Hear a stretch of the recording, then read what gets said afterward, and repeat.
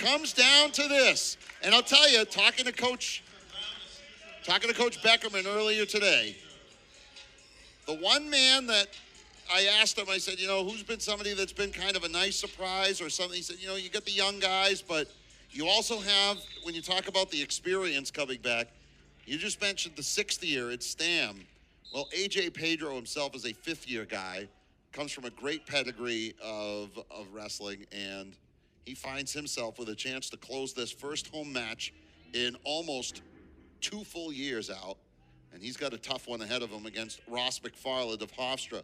Now, McFarland on the season at 170 has had himself a pretty good season so far, but has only wrestled in 4 matches, with one of them being a medical forfeit.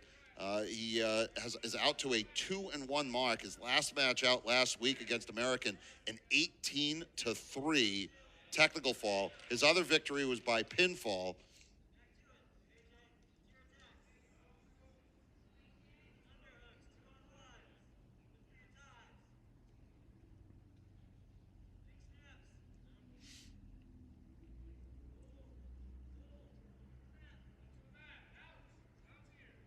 Pedro, the senior from Methuen, Massachusetts, did not wrestle in 1920.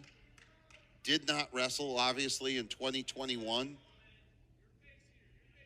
Had 4 wins at the Pedro, went 8-9 overall in 18-19 and 10-7 in 17-18, but was a nationally ranked wrestler coming in to his career back in 2016-17.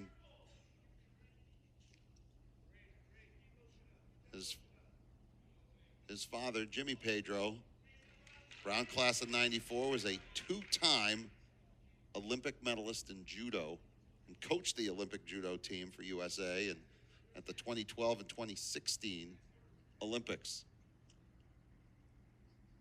Was an NCAA qualifier here as a wrestler back in the mid-90s. For the record, before my time.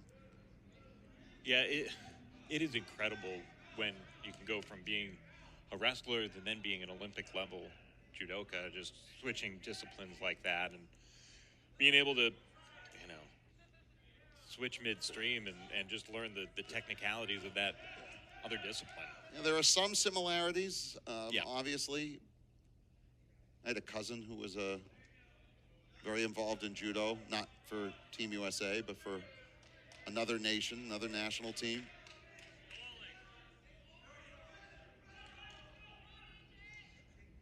Watching these guys kind of measure each other out and kind of wondering what's going through their respective heads, because this is right now about as much as a cerebral match as it is anything else, with the match really on the line. It's 17-15 overall. This is the final match of the day. This will be the first period of the day that we don't see a point from either athlete. No, this is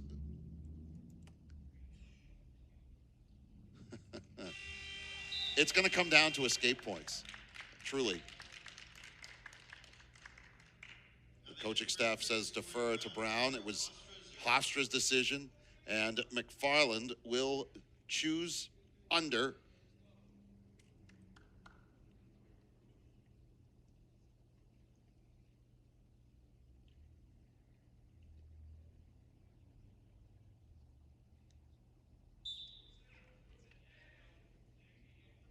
Now the question here becomes, can McFarland leverage his way and stand out?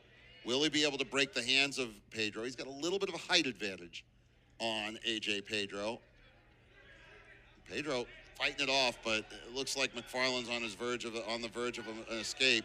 Oh, good job by Pedro to get his arm back underneath. Still neutral, says the official. And Pedro's going to get him back down.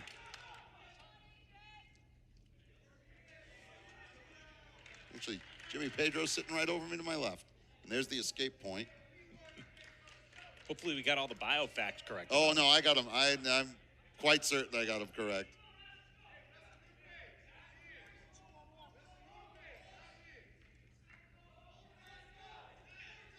Well, this has been an incredible job by Brown as a group to fight back.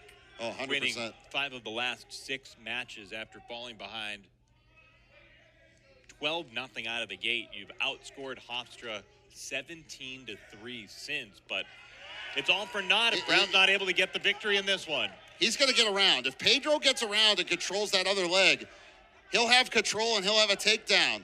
And he's got it. He gets on his back. He's got it. No, great job by McFarland to continue to roll. Still nobody. In case you're wondering, nobody in control of this.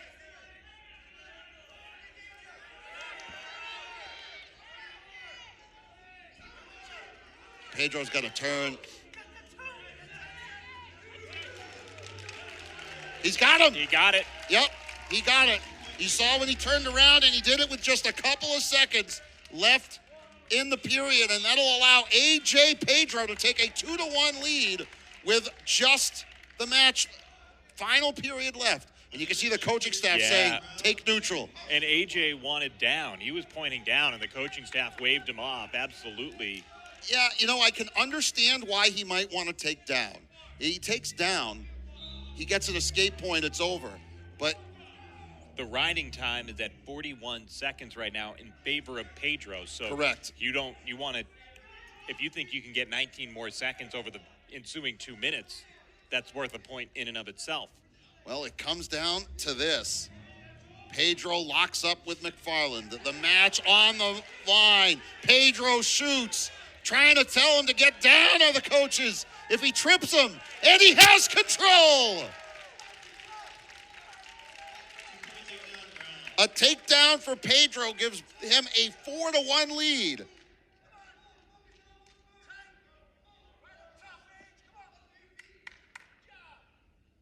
A minute 15 seconds left in the match, and Coach Todd Beckerman's Bears will have rallied back from a 12-0 deficit.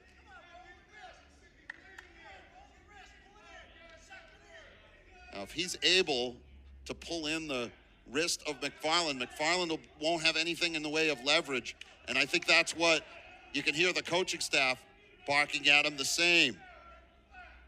Again, trying to deny McFarland the opportunity to step out of this. 45 seconds left, and they're going to get a whistle. We'll stop the match briefly and bring us back to center. And McFarland, between the second and third match, that left knee was bothering him. Yes. He came up hobbled between the second and third periods.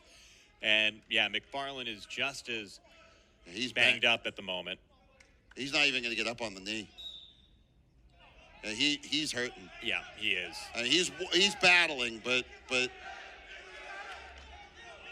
saying don't let go of him. And now they say let him out because there's only 28 seconds left. The escape point for McFarland.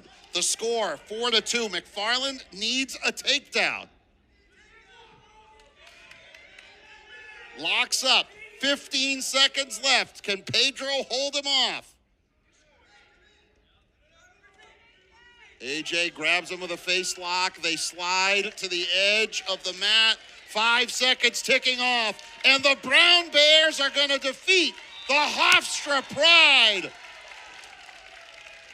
And A.J. Pedro is fired up, and I can't say I blame him. A gritty, gutty win for the Brown Bears here, Adam. And a gritty, gutty effort for McFarland, who is... Oh, yeah, he is hurting. He is hurting. What a valiant effort for him as he hobbles off. But Pedro getting it done for the first time in over 600 days for the Brown Bears here at home. And that's got to feel good for Brown here at the Pizzatola Center. So our final score as they shake them up. Brown 20, Hofstra 15. Adam, I know you join everybody out there.